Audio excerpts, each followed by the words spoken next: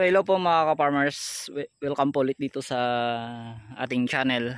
Update po ngayon dito mga ka-farmers sa aking tanim na Calixto F1 na bali ika 28 days na po simula po nung itinanim. So ito na po sila mga ka-farmers, no? At maganda na po yung kanilang tindig at malapit na rin mga farmers dahil may nakikita na po akong main na po nilang bulaklak at may mga bunga-bunga na rin po silang maliliit. So mga first week of November mga ka-farmers at meron na tayong ditong first selection. So update po rin dito mga ka-farmers sa damo. So nag-spray po ako dito, bali pangalawang araw na po ito ngayon. So ito na po yung kanyang itsura. So 2 days pa lang ay nakikita na po yung resulta ng mga damo na yung resulta kung ano po nangyari sa mga damo. So gumamit pa ako dito mga farmers ng herbicide na 15 SL, no tulad po ng mga ginagamit ko dati na Basta. So iba naman po yung pangalan na ginagamit ko mga farmers, no. So bali bali ko-comment ko lang po kung ano pong klaseng herbicide, o pwede rin po kayong magtanong kung anong klaseng herbicide ang ginamit ko po dito. So hirap na po kasi pag nagbanggit po dito ng mga ginagamit ko po dito mga farmers, no, lalo na po kung baka kasi mapaul tayo dito sa aking channel, magbanggit po ng ibang so yung okay lang po yung iba na ginagamit ko po dito na lagi kong binabanggit, kasi yun po kasi isang beses ko pa lang po yung ginagamit mga farmers, no, at baka po kasi maban tayo kapag isinama ko po dito sa aking videos. So update ko lang po kayo dito mga farmers, ay maganda po yung epekto niya sa pag-spray ko, at sa loob lang po kasi ng 2 araw ay ganito na po yung nangyari sa mga damo. Ito po mga ka-farmers ang itsura ng mga damo na hindi ko pa po na-applyan ng herbicide. So nakaraang 2 araw, so green na green. So nung nakapag-spray ako, tapos sa loob lang po ng 2 araw ay talagang nag-iba na po yung kulay nila. So namatay na po. So ganyan po ka-epektibo yung herbicide na ginamit ko po dito. So ayan mga farmers, no, maganda na po yung tubo ng aking Calixto. So sa edad niya pong ika 28 days. So maganda po siya mga farmers, at marami na rin siyang mga bulaklak na lumalabas. Ayan po, marami po siya, oh. Ayan. Yan po yung kanyang pinaka main. So mabubuo na po yan. At yung last abono namin kahapon dito mga farmers ay 1620.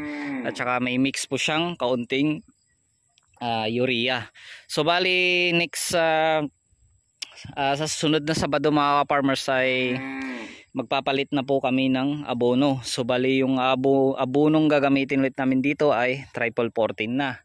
At magmi-mix pa rin po ng kaunting urea para alalay po sa kanyang mga talbos. And mga farmers, pansin nyo po, maganda po yung kanyang mga So sa mga insecticide po mga ka-farmers na ginamit ko po dito ay, at saka sa foliar, so ganun pa rin, no, Megatonic at saka Mitomil at Gold, yun lang pa rin naman mga ka-farmers yung ginagamit ko dito. So kakaunti lang po ito. So mahigit 500 kapuno lang po ito mga farmers, dahil marami po kasing namatay dito sa aking tanim na Calixto, dahil timing po noon na pagtanim ko ay inulan po siya ng 1 linggo, kaya namatay po yung iba. So bali nalanta. So ito na lang po yung nakasurvive. So bali may pahabol pa po kaming itatanim. So naka-land prep na rin po kami. So hinihintay na lang po yung punla na lumaki-laki po ng konti, kasi malilit pa po siya mga farmers, no. So bali mga 1 week pa ay pwede makapagpahabol na kami sa pagtanim dito.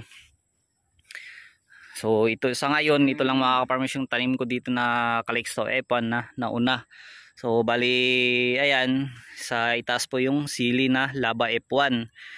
So at doon naman sa pinakataas, yun po ulit mga ka-farmers yung tatamnan namin ng bagong ampalaya. So ganun pa rin po, Galaxy Max F1 pa rin yung itatanim namin. Dahil po dito sa itinanim kong una, bali sa ngayong taon, bali pangalawa na po ito mga farmers, no. Kasi yung una, diyan po sa pinagtamnan ng sili. Diyan po ako dati nag-ampalaya. Tapos ito na po yung pangalawa. Andun na naman po sa taas yung pangatlo. So doon naman po sa kabila yung pangalawa kong talong. Ito po yung una na itinanim na ngayong taon po mga farmers. So may tanim akong dati na banatiking dito sa pinagtamnan ko ng ampalaya. So na failure po yun mga farmers dahil sa sobrang ulan din. So pinalitan ko ng ampalaya. So bali ito na lang talaga ang pinakauna naming tanim. So malapit na po siya mga ka-farmers, no. At unti-unti na ring gumaganda yung kanilang mga talbos at tumataas na po. So ayan ang pag-spray namin, pag-spray ko mga farmers ay may natamaan po na dahon. So okay lang po kahit dahon po yung matamaan na, yan na lang po talaga ang maepektuhan. So yung pinaka-importante, wag lang po nating tamaan yung kanyang talbos. Okay lang din po na matamaan yung kanyang puno. So hindi po siya mamatay dahil para po talaga sa gulay yung ginamit kong herbicide na hindi po na maapektuhan kahit matamaan po yung kanyang puno. So bali hanggang dito na lang po mga ka-farmers dahil namimitas pa po ako ng ampalaya dahil meron pong order sa akin. Ayan, maraming salamat po sa lahat-lahat na sumusuporta po dito sa aking channel. God bless po sa lahat at saka happy farming.